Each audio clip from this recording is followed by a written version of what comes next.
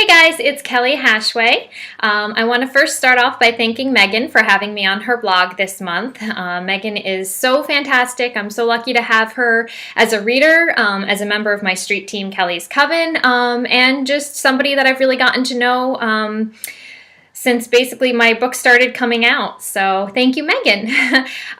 For this post, I thought that I would share something a little different with you. For anybody who knows me, you might know that I like to fast draft. I get a little crazy when I'm writing a book. I say a little, but really it's a lot. The books basically consume me until they're finished. So I thought what I would do is share with you the hardest parts of writing some of the books that Megan's featured on her blog this month. So I'm going to start with Touch of Death. I did write this book in 14 days, which probably doesn't make you think that it was very difficult to write, but it actually was. And the reason for that is because Jody is a lot like me. She's extremely accident prone.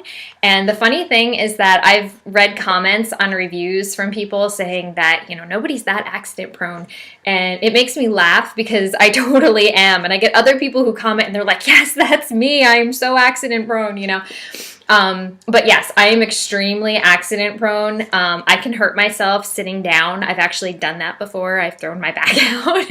So, making her so much like me was actually really difficult because when you make a character resemble you that much, you see your own flaws and your own weaknesses. And luckily I can laugh at myself because if I didn't, I would probably cry writing a character this close to me. So it was a little tough doing that and seeing all of those things come out that I'm like, oh wow, that's me. And people are either going to laugh at this or think it's absolutely ridiculous, or they're really going to identify with it. So it could go any of those ways. Stalked by Death may have been the hardest book for me to write in this series. I actually had to stop writing it 25,000 words in. And the reason for that is because there is a character in this book who I absolutely hate. I know some of you might have seen the blurb and thought, oh, this is a love triangle. In my mind, this was never a love triangle. I absolutely hate Chase. He was such a difficult character for me to write because the things that he does to Jody in this book are, in my mind, just so completely unforgivable that I might actually see him as a bigger villain than Hades in the series.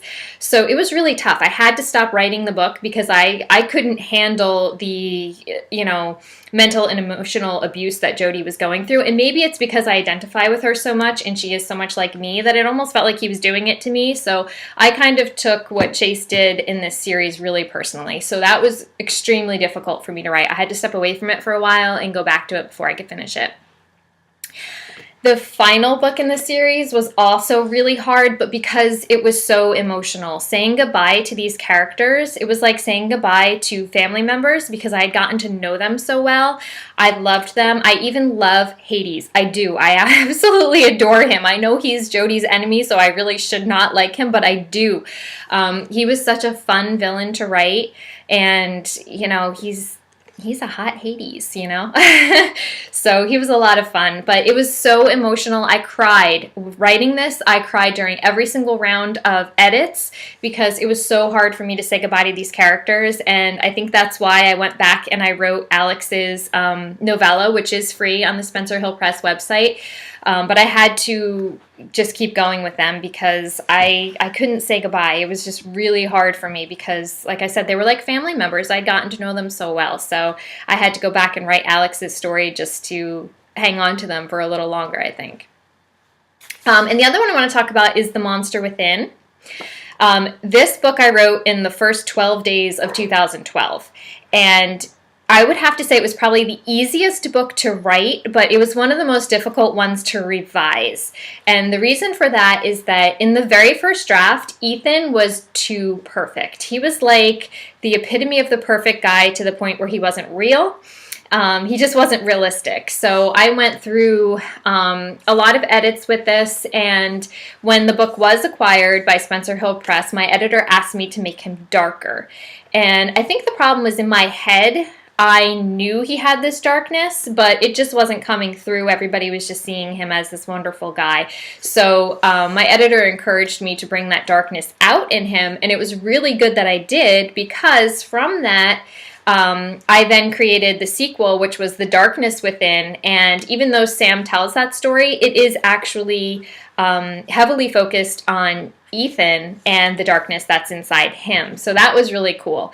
But like I said, the edits were a little hairy. I actually did a major rewrite on that book. When, you know, I originally wrote it, I loved it. I thought it was the most wonderful thing I had ever written, and then I ended up rewriting majority of it. So that was a little difficult as far as that, but I'm really happy with the way that it turned out. So I hope you enjoyed learning a little bit more about my writing process, and thank you again to Megan for having me on her blog this month. You were such a sweetheart, and thank you to everyone who has entered her giveaway. I hope if you haven't checked out my books that you will, and just again, thanks for having me. Bye.